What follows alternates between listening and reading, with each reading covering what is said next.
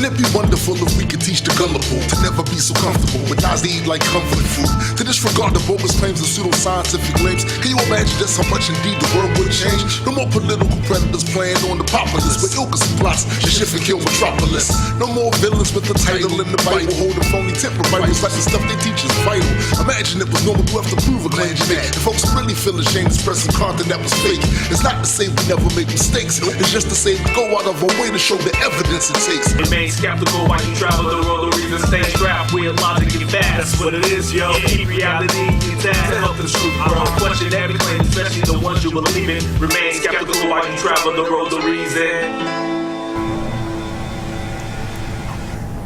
Greetings, mortals. Welcome to Road to Reason, a skeptic's guide to the 21st century. Today is Sunday, April 24th, and today's topic will be atheism and the black community. And we'll be interviewing guest Candace Gorham. She's a licensed professional counselor and author of the book, The Ebony Exodus Project. And we'll be talking to her after the break, and we're going to get more into that once we get into that topic. But first, like always, we're going to cover some news that happened this week. I guess we should start with, everybody is kind of sad that one of my favorite artists that I grew up with, Prince, passed away this week. Nobody knows why, and we're not talking about, one thing I loved about him was he was a mix of eccentric from both the secular standpoint and even toward the end from a religious standpoint. And we want to talk about just how interesting he was, well, to me, because of the Jehovah's Witness and he's a very complex man, transcending, religion and music and fashion. Absolutely. Fashion. So well dressed all the time. Awesome.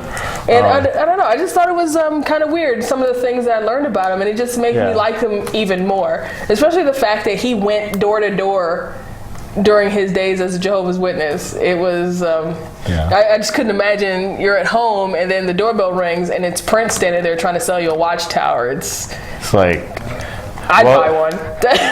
Hello, we're the revolution.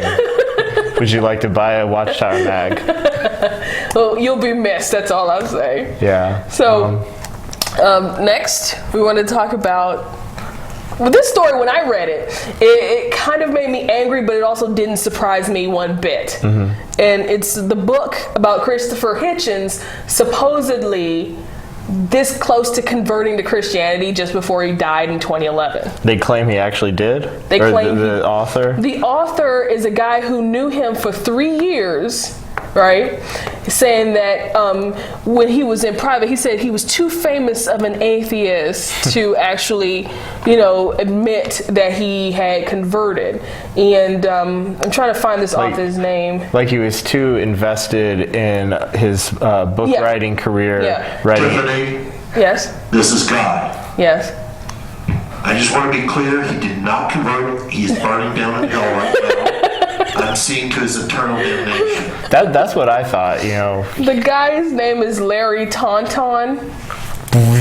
Alright, we're going to make your Tauntaun jokes. But Larry Tauntaun's book is called The Faith of Christopher Hitchens, The Restless Soul of the World's Most Notorious Atheist.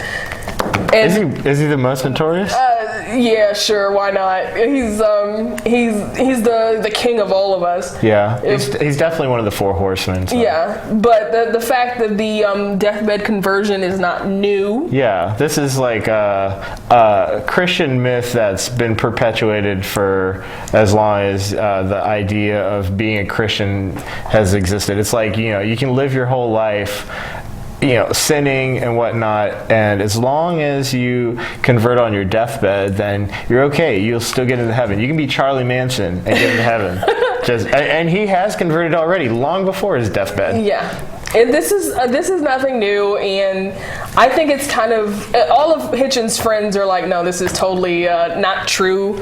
He was pretty adamant about his disdain for religion up until the end. He knew this was going to happen. Yeah. So he made as much preparation as you can ever do, and have videos saying the accounts of my conversion have been grossly exaggerated, and he wrote a book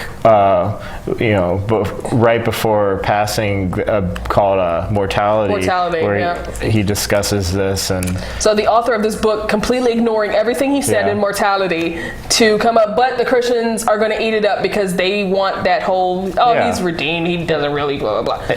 And I mean, Christopher Hitchens' brother, Peter Hitchens, he's, I believe he's a convert to Church of England. Anglican, I'm not sure what he was before that, if he was raised that. I think he was actually raised that way, so saying he was converted as an adult is kind of not the maybe most converted honest. to evangelicalism. Yeah, or converted to being an author for Christian books. And he's like a Christian apologist, and, specifically discusses the contrast between him and his brother. And I think it's like, it sells books, don't it? Yeah, it sells books. It sells books. And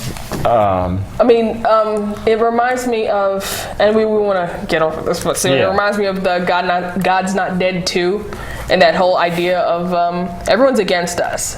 Right. Everyone's against us, and everything we believe in is being attacked, and we're a minority, and we're being suppressed. But we'll get more into that later. And the thing about, just one more thing, Christians buying these books at family Christian stores, they have not read Christopher Hitchens' other books. No. So they're unfamiliar with his positions. All they know is that he is an atheist who wrote this book with a title such as God's Not Great. And he was rude to Sean Hannity a few times. Yeah, so they have very little knowledge about him. They're not going to learn why he doesn't believe. They're just going to learn that he converted, and this will be their only source, and they'll think that they're an expert on Christopher Hitchens. How very convenient. Now we're going to talk about the Reason Rally. We've got to. So June 4th, 2016, Reason Rally. Be there at the Lincoln Memorial in Washington, D.C. A lot of people will be there speaking, performing, musical acts. Wu-Tang Clan. Wu-Tang Clan is going to be there. They're nothing to mess with. I hear. That's what I heard. That's what I heard in one of their music album songs. Yeah, and we have a panel. Yeah, a lot of other people. Dr. Anthony Penn, Sikavu Hutchinson, Candace Gorham will be there in attendance. That's what she said. Now, we want to talk about this panel that's going to happen the day after the Road to Reason, 90 minutes. And we'll be talking on June 5th, the day after the rally. We'll be talking about public access and the importance of public access for the non-believers and atheist, secular community, giving us a voice so that people can hear what we have to say. Just like this show. God, do we have any more information on that? I'll let you know when I know. Yeah. So he has spoken. Stay tuned. We'll give you updates on the show as we find it out. We'll probably post some information on our Facebook page too. So please like us on Facebook. Yeah. So we also wanted to talk about Vice Media, which I love. Mm-hmm. They ran an article this week with prominent black atheists, and it was 5 of some of the top activists in the black community talking about basically what it's like to be black and an atheist, and they called it being a double minority. Yes. I know exactly how that feels. Double minority. Being a double minority. Well, we'll talk about double rainbow. Yes, like a double rainbow. What does it mean? It's so rare. It's so rare. We'll talk about the statistics and exactly why Vice spoke to Mandisa Thomas, Jamila Bay, Dr. Anthony Penn. Who's going to be at the Reason Rally. Who's going to be at the Reason Rally. Don't forget to come. And about their experiences, about leaving religion, about how and why. It's very interesting, and I think that flows in quite smoothly with when we talk to our guest. So when we get back from break, we'll talk about that more. Yeah. But when did they make a video? There's a video on this Vice article. The title of it's Black Atheists Explain What It's Like to Be a Double Minority by Brian Joseph. April 22nd. Very recent and timely. It's like they wrote the article just when we were planning to have our And it mentions a study cited by the American Psychiatric Association stating that 85% of African Americans consider themselves fairly religious or religious. Like I said, we'll talk more about it when we talk to Candace. It can be quite challenging. Yes. But like I said, we'll talk more about it. So we're going to go to break, and when we come back, we'll have Candace Gorham on the show. This is Hemant Mehta of FriendlyAtheist.com, and I invite you to join me at the Reason Rally in Washington, D.C. at the Lincoln Memorial on June 4th, 2016, celebrating the fact that we understand what most of America doesn't, that no God is watching over us, and it's up to us to make the world a better place. Check out reasonrally.org to see a list of all the events taking place that weekend. It's historic, it's free, and it's gonna be amazing. Good. Homemade noodles. Marty, stop it. Oh my goodness, I'm so sorry. It reminds me, I've been thinking maybe we should try a new form of birth control. I heard about this one, it's called the IUD, intrauterine device. Or we could try the patch on your arm. Actually, I think that one goes on your butt. Bedsider.org has birth control information and a lot more. And it's... What do you think then? Arm or the butt? There's a lot of tree branches and dry brush over here. We should probably move the bonfire over there.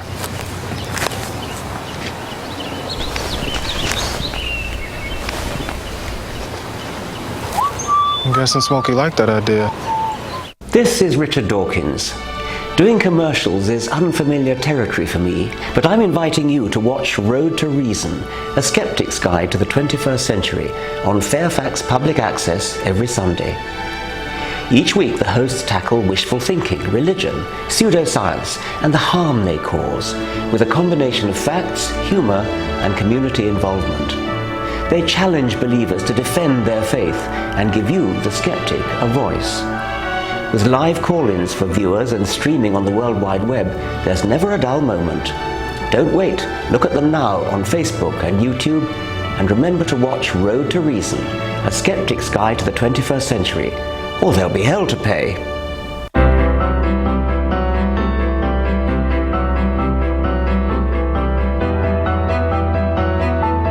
Body language can tell you all sorts of things. Like someone is having a stroke. Know the sudden signs. Learn fast. Face drooping, arm weakness, speech difficulty. Time to call 911 and get them to a hospital immediately. Learn the body language and spot a stroke fast. I'm David Tamayo, founder and president of Hispanic American Freethinkers. Join me at Reason Rally June 4th, 2016 at the Lincoln Memorial in Washington, D.C. As the largest minority group in the U.S., we Hispanics need to make our presence known. Come to Reason Rally to meet others like you, people who question dogmas and people who want a more rational America. Be part of history by joining the 60,000 people who will be attending the Reason Rally. And I will see you in Washington, D.C. on June 4th, 2016 for this historic and completely free event. Welcome back to Road to Reason, and today we're interviewing author and licensed professional counselor Candace Gorham, author of the Ebony Exodus Project. So, Candace, hello and welcome. Can you hear us? I can hear you. Thank you. Oh my God, everything worked out. Everything always pulls in together. I mean, it's not like we had technical difficulties or anything getting ready for the show, right? Of course not. Right. So, we wanted to talk to you about your amazing book. Yeah. So, thank you so much for coming to the show. I know you've got to be busy because you're also a licensed professional counselor. Professional counselor. Do you ever talk to people who come in with doubts about religion? You mean in my practice? Yes, ma'am. It comes up once in a while. I do not talk about my personal beliefs. Absolutely. Yeah. So I sort of will help them dig around in their own belief or non-belief. Very rarely, I've had a few times where somebody has directly asked me, what I believed, or as a matter of fact, a few days ago, somebody was like, I mean, you're a Christian too, right? You understand? And I was like, my response was, well, I mean, I'm here to talk about your beliefs. Right. Yeah. So why don't you tell us a little bit about your book? So the Ebony Exodus Project, the book, is primarily interviews of black women who used to be religious in some way or another, and they have completely come away from it, and now some of them called themselves atheists, some agnostic. I think there may have been one in there where the lady just considered herself sort of spiritual. Oh, I love that. Well, I mean, it was quite a ways from where she used to be, though. So you got those stories in there where each story is an entire chapter, so you get to really know these women and their lives and their experiences. And then there's sprinkled in there are some other chapters where we talk about, physical health in the black community or mental health in the black community. So just some other topics. All right. One of the things that I've read in recent years was like a Washington Post article where they were talking about black women being the most religious demographic in America. Was this kind of like the knowledge of this, was that like a precursor to why you decided to write this book, or is it just like this is personal, or? Well, it was a combination. I absolutely understood that that's what it was, that that black people, we are, religion is the foundation of the black community. So being in that, of course I had the first-hand understanding of that. And actually the idea for this book actually started even while I was still in church. It was going to have a different flavor. The flavor of the other book was this idea that people are so focused on doing what the Bible says, or I wouldn't even say doing what the Bible says. People were so focused on, just going to church and reading the Bible and fasting and praying and doing all this other stuff, that they were like neglecting their physical health. We were neglecting our mental health. We were neglecting our financial stability. And so my point was, even as a Christian, I was saying, hey guys, we need to be teaching people to live in this real world. As somebody, I don't remember who said it, but I heard somebody say one time, you're so you're so heavenly minded, earthly good. I've heard that before. They say worldly, and stuff like that. You're like, okay, all right. Well, no. This one was saying like you're so focused on getting to heaven that you're completely neglecting what you need to do. And they were saying that about you, or just like this is like a thing that happens in the church? It's kind of a. I'm sorry. I disappeared. You're okay. You're good. You're Is good. that better? You're fine. So one thing we wanted to ask, or you're gonna rock paper scissors to see who asks the next question? I'll go. So you were raised Christian, right? Yes. And so you, as a former Christian, who was still involved in church, even though you were like losing faith or had lost it at that point, do you feel like you took religion more seriously than like other people around you? Yeah, I definitely felt like I took it more seriously than most people around me, than my mom, even the church that I went to. I felt like I took it more seriously than a lot of people in the church. Right. So a lot of people who I, grew up with, a lot of my family, my friends who always called themselves Christians, I guess once I got into it, I was so far. I mean, I was doing the, casting out demons and fasting for days at a time. So if if my friends or family, went to a Methodist church where you know, you had a nice early service on Sunday, and then I don't see you again till next Sunday. You know, to me, that wasn't a real Christian to me. You're saying back then. So, like just on Sunday. Yeah, that's not right. serious enough. Right. Can I ask you were a Baptist? Methodist. Well, you'd be surprised. There's a lot of. Oh my gosh. Well, it's an interesting story, right? So, my most extreme days, it was a non-denominational. But growing up, I went through Jehovah's Witness and Methodist, and I don't know, I went to Seventh-day Adventist with my best friend a lot. I just kind of was all over the place growing up. Yeah, it was kind of the opposite for me. I was AME. The music was great, but that's all. You know what I mean? For us white folk, can you explain what AME stands for? AME is African Methodist Episcopal, and it was one of the first strictly black denominations because right after the Civil War, black people were trying to join churches, and they were told no. And so this guy named Richard Allen started his own denomination. It's a mix of Episcopalianism and Methodism, and called it African Methodist Episcopal.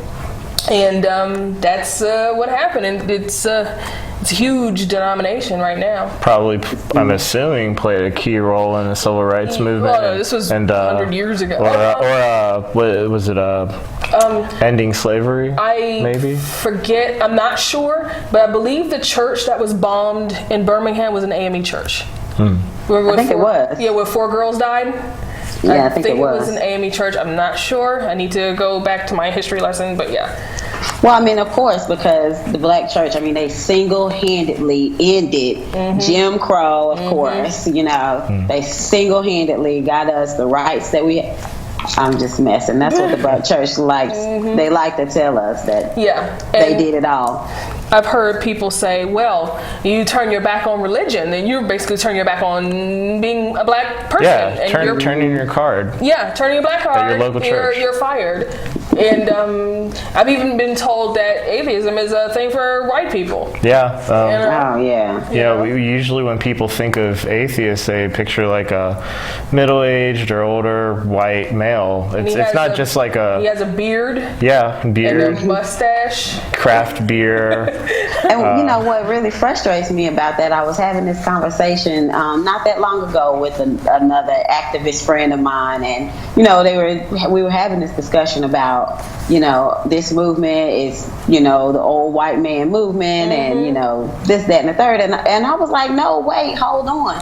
Our point exactly is that the movement is diverse. There is a significant amount of diversity in it, and so when we're going to conferences and stuff, and we're constantly saying, this movement is only for old white men, well, you guys are saying the exact opposite of what we're trying to prove, which is that we are out here. We do have a big voice in the movement. Absolutely. So the whole atheism, that's just for old white men, that is so played out to me right now. I'm like, I'm not even listening to you. Yeah. And I mean, I care a great deal about making the movement much more diverse, because I see it as as a strategy that the more diverse you get, the more people you get involved, the better it is for the secular movement in general. So you don't want to alienate people, cause divisions.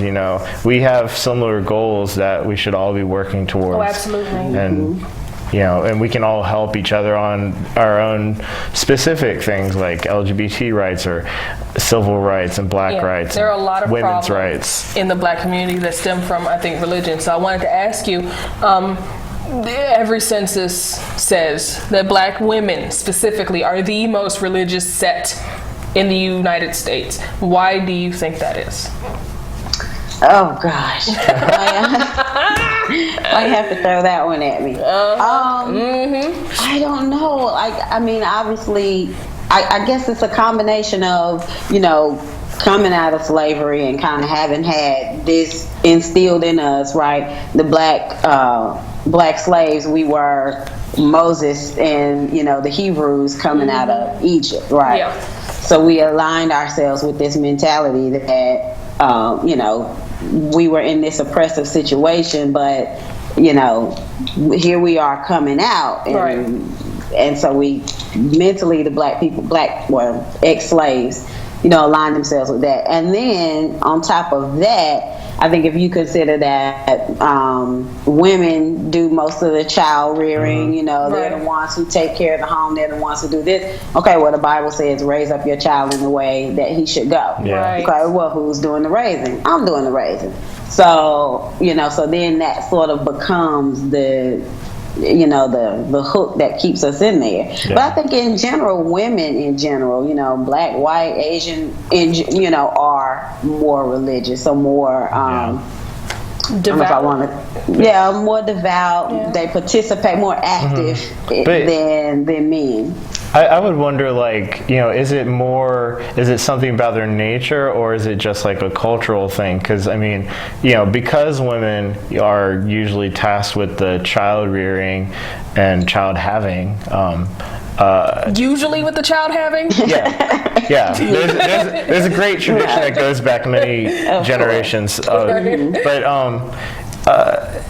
Women, because of that, your life, your hours of the day are taken up by taking care of children. You've got this, you know, community and support network through churches, through religious families, and so it's like you don't have this introspective time that, you know, you might be using to read Christopher Hitchens' books.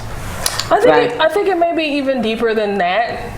But I wanted to ask, when, like, no, I know, I feel what you're saying. Like you're being reinforced. You're being reinforced with but Christian also, messages as opposed to non-ones. I wonder if you would agree with me in this. Back during those slavery days, you know, the antebellum South, they used Christianity to keep people obedient, and that they say that, like, you know, God or Jesus or whatever is on top, then the men, then the women, right? And so the feminist movement came in the 20s, and we went back to church. Is that because they were afraid of throwing off the balance? In the 60s, during the civil rights movement, the balance was thrown off again. Get back in that church and make sure that you're the one taking care of those kids, and to keep basically obedience going. I don't know, maybe I'm just talking, I have no idea. What would you say?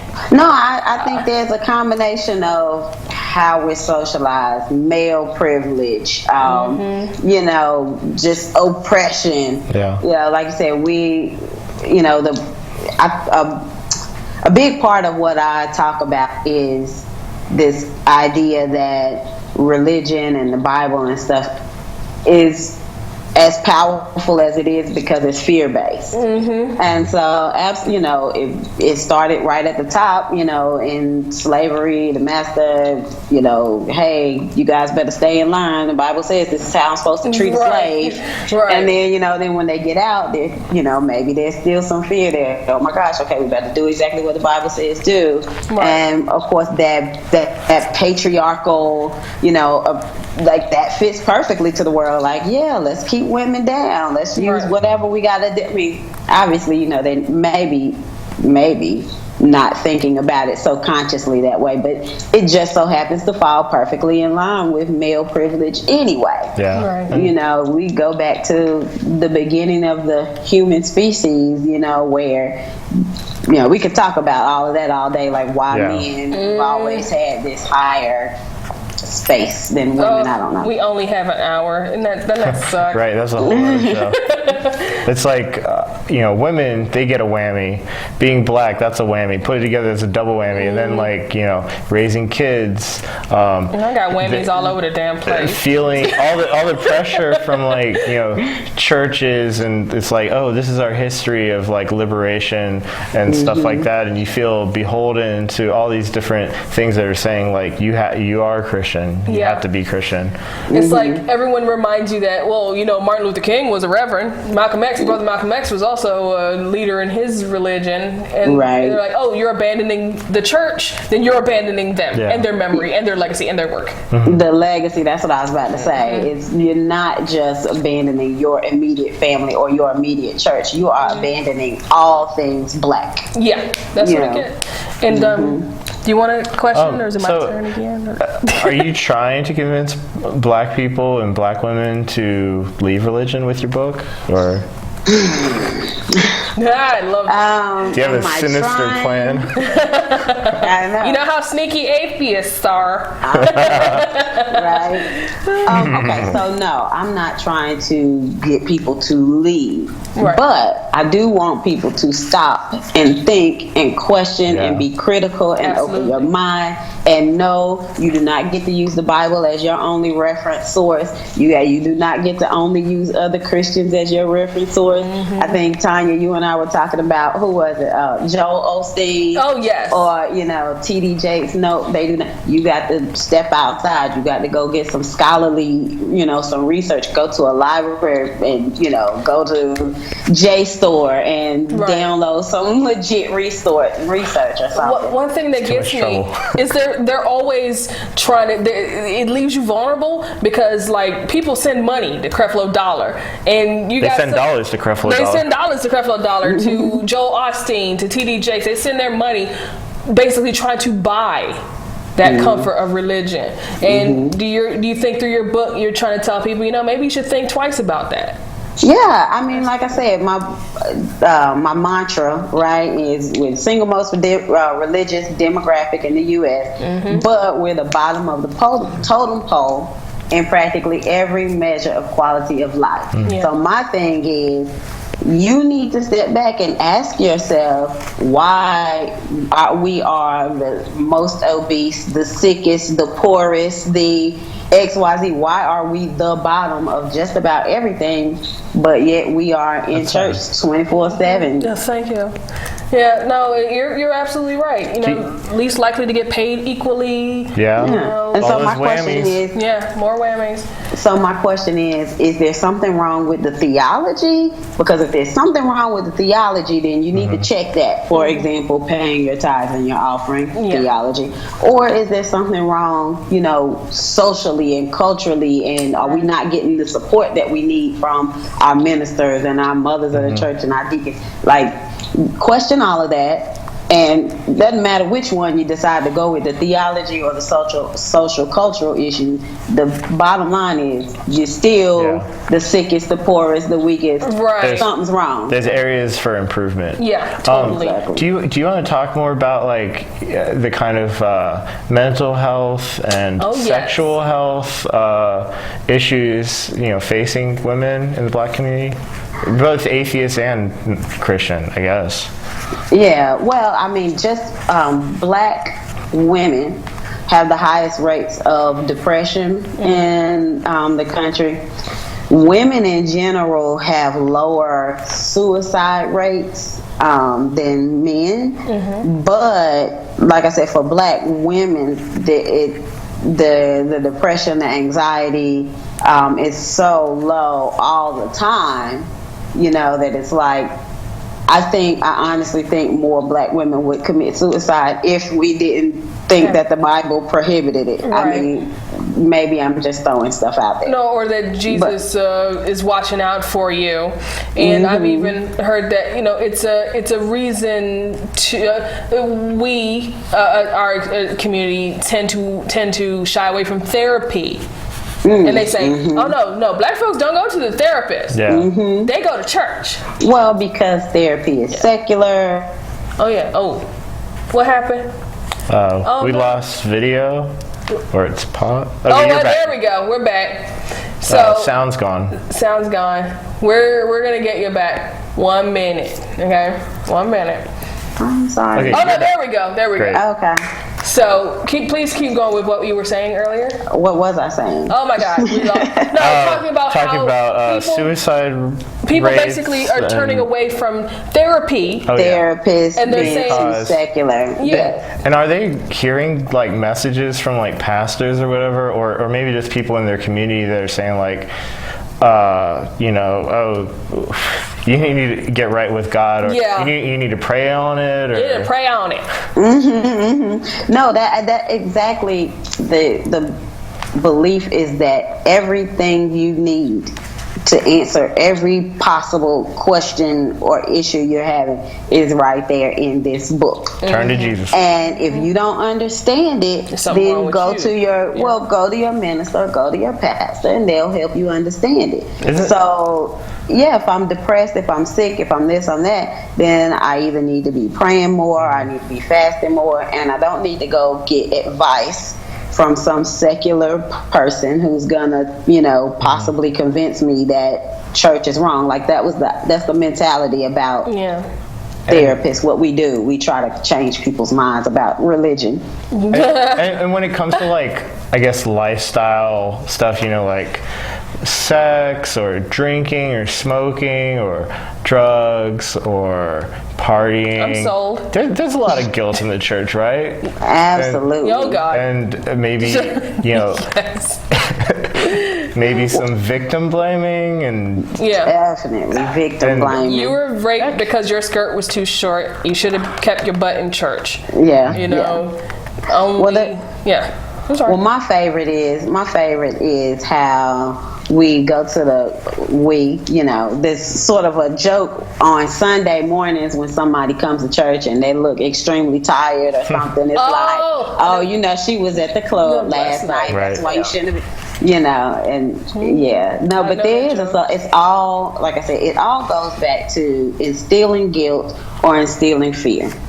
In my opinion, one of those two things, and I feel like depression and anxiety oftentimes stems from I feel guilty about something. I'm worried that I've done something wrong. It's sort of a combination. It goes right in line with the fear and oppression and all of the above that comes with church. Right. You didn't interview any black men. Do you think maybe your follow-up book will have some men in it? It's like yes. No, I'm actually currently working on two projects. And my first book, the second book, will focus specifically on families, black families and issues around family and struggling to find relationships as a black atheist, all of that, digging around in families. So right now I actually have interviewed a lot of men. I have actually more black men interviews for this second project than I have for women. And I put a call out on Facebook in some of the Facebook groups the other day. Hey guys, on Facebook, I need some interviewees. Yeah. Right. So how do you find these people? Just like Facebook outreach? You ain't call me. What's up with that? Yeah. That's what I'm saying. I knew it. I was like, dang, I forgot to call. I'm just playing with it. She was busy doing the Facebook show. Mostly, and then some referrals here or there, but primarily Facebook. Yeah. Did you have people who were afraid to talk to you?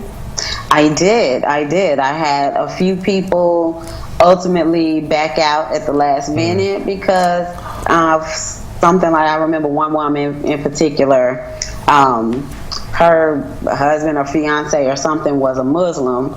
And that was her. She was afraid that she actually lived in my same town and everything. And I was like, we're going to meet up and we're going to do this live. And at the last minute, she was like, nope, I can't. I'm afraid. So I've had several people back out. And then I had some of the people in this book that you have. Those are pseudonyms and locations changed, a lot of details. So even people who stuck their neck out and said, yeah, put me in there, I still had to change information. Right. Do you think the black church is the most effective, efficient vehicle for organizing the black community, or is it simply a tool that can be used for good or bad? Or is the actual tool community or organization, and the churches are just the ones that are highly skilled at using these tools? I mean, I think once upon a time that, we talk about the church and the civil rights movement all the time, right? It's undeniable. It did play a big role. not just because it provided a meeting space, but because that's where black people were. We attended church.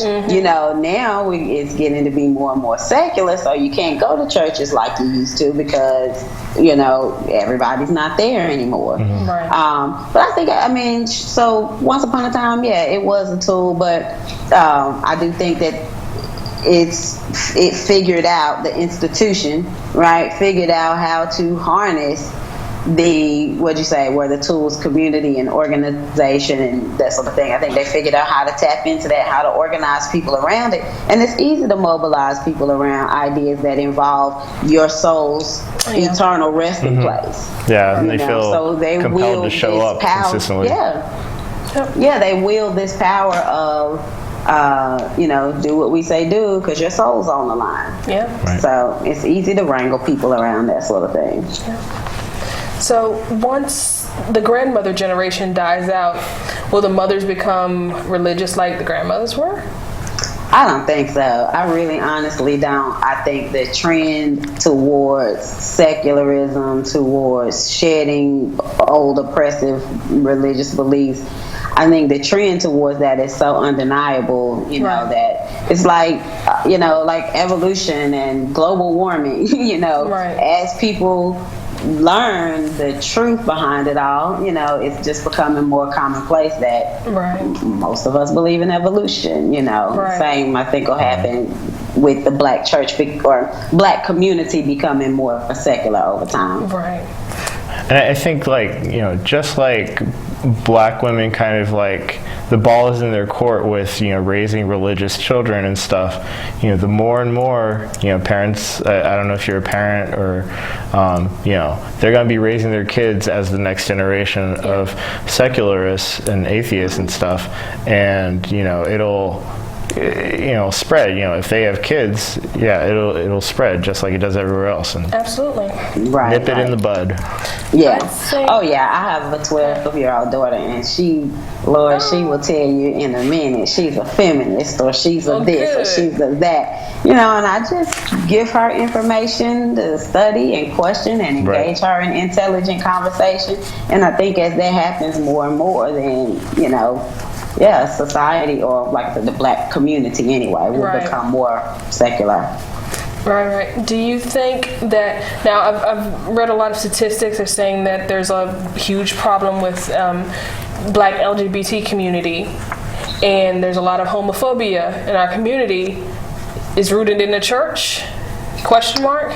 Yeah, I mean, again, how else can you get around it? I mean, the Bible says it very clearly, very directly. You know, man can't lay with a man, or, you know, it's an abomination. That's the thing about some of this stuff. You know, you hear people ask all the time, like, I don't understand how black people could be so Christian when the Bible endorses or approves of, or whatever, you know, when the Bible is okay with slavery, right? The same thing happens with LGBT issues. It is clear, it is there. So how we can fluff it, gloss over it, say, oh, well, that's not what they meant, or that was no. It's there. You either believe it or you don't, you know, so you don't get to, you know, it's cognitive distortions, mental health issues, right? Not saying that people have mental health. I'm sorry, not trying to say that it's mental health issues, but it's the cognitive distortion that goes with, you know, like they're hearing messages that are specifically anti-therapy seeking, and there's a new law or laws in at least one state where they're in your state, I believe, North Carolina. Toilet bowls and bathrooms. Well, not the bathroom one, but I think in Mississippi they were saying that people could deny therapy to people based on their religious objection. So, and that could presumably extend to like denying it to atheists or non-Christians or something like that. It's like one of those religious liberty laws for LGBT people. For if you don't want to, if you're a therapist or a doctor, you can deny care to someone. based on your own sincerely held religious beliefs. And I think that was Mississippi. Yeah. That may be a legal issue, but each profession has their own code of ethics. Right. And I guarantee you that as a counselor, if it got out that I was denying care to people, because that's what, I would lose my license. Right. So they can put that on the books if they want to, but professionally, I still have to abide by my code of ethics. Oh, absolutely. And what might just happen is they'll have new professional organizations crop up, for people that want to discriminate. Oh my goodness. So exactly. Who knows? I don't want to put ideas in anyone's head, though. Thanks, Scott. Nothing new under the sun. Well, it's probably some out there already, like your Liberty universities producing, degrees in mental health that aren't, aren't legit degrees. Was it de-gaying therapy? Yes. Conversion therapy. Yeah. Okay. Worse. So, you live in the Bible Belt, right? Would you say it's difficult for an atheist, especially an African American atheist, to live in the Bible Belt? Because we're in DC. It's not the Bible Belt, but it's pretty awesome here. Yeah, no, as long as you keep your mouth shut, it's not hard at all. Okay. When you meet people for the first time, do they ask you, what church do you go to? Mm-hmm. Okay. It happens quite a bit, yes. And how would you, if somebody wanted to, how would you react to that? What do you say?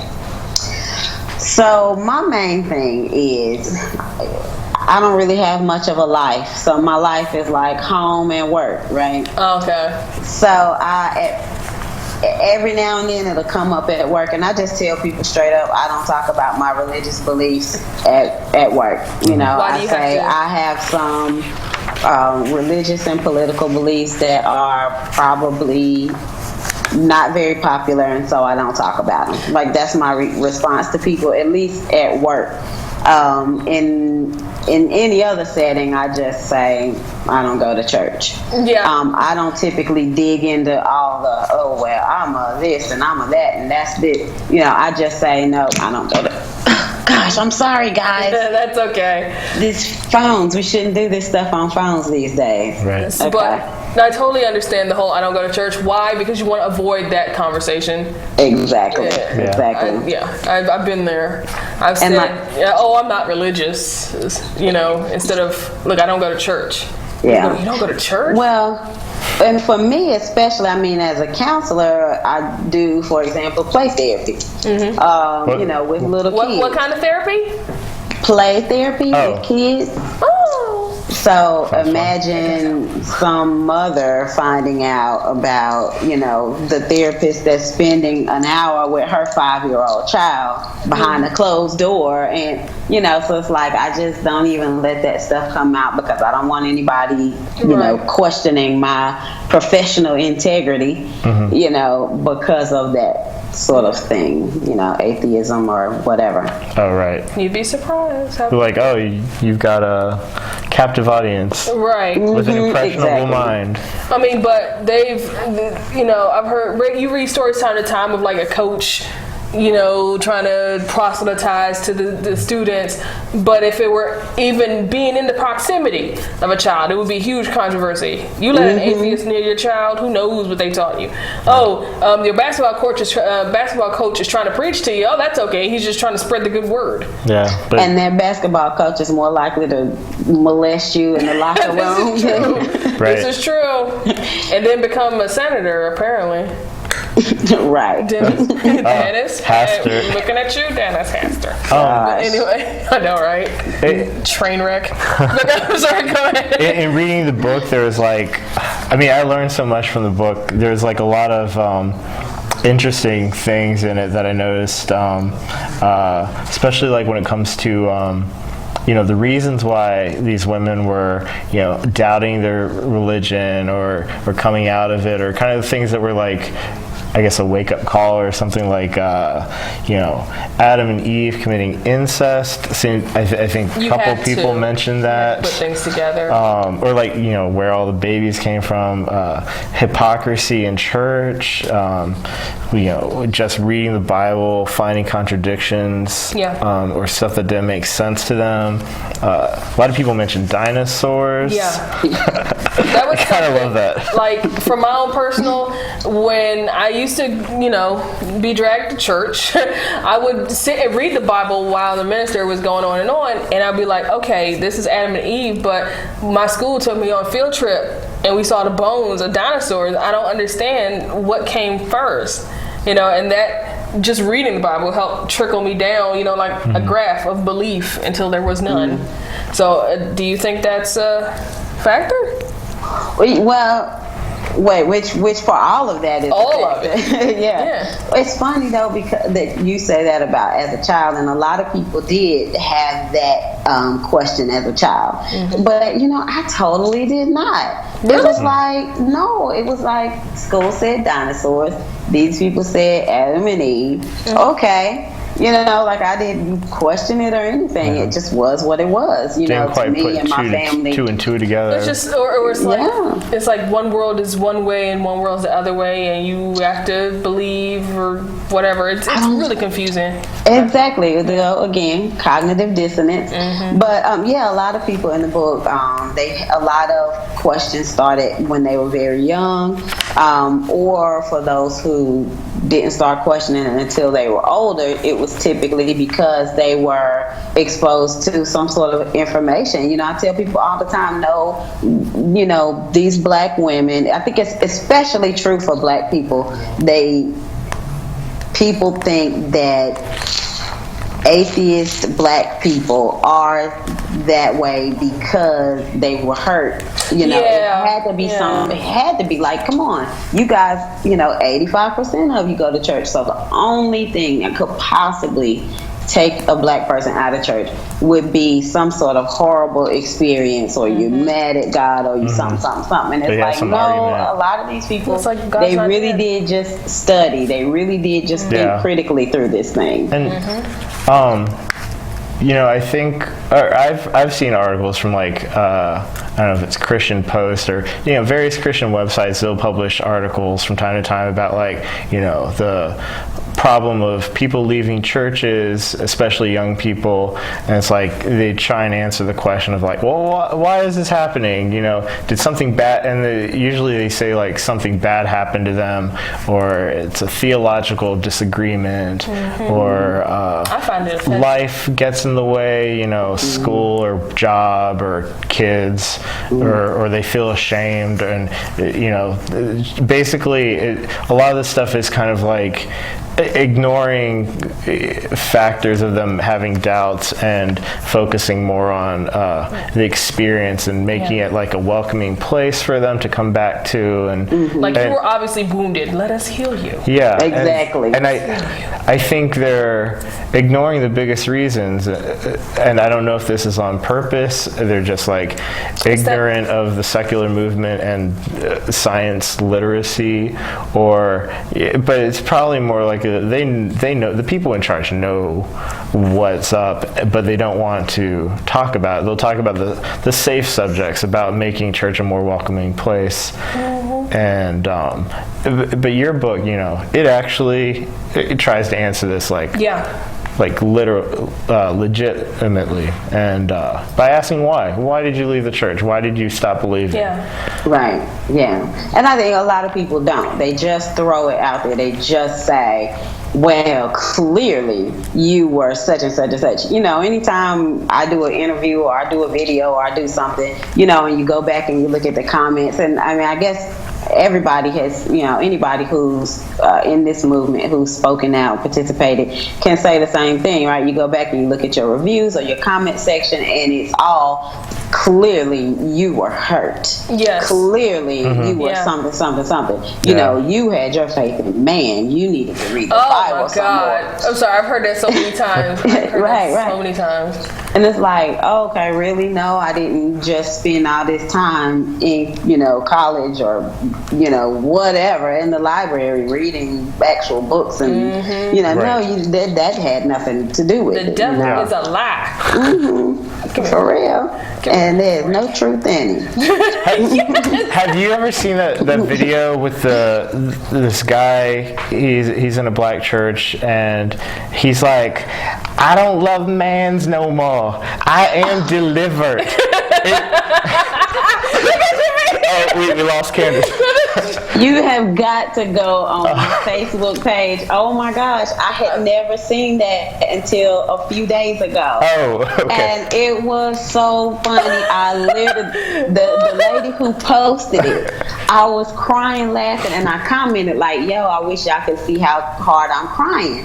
And she was like, please record it and post it. And I kid you not, I pulled my laptop up and recorded myself. I mean, reaction video? You got a reaction video? It is on my Facebook page.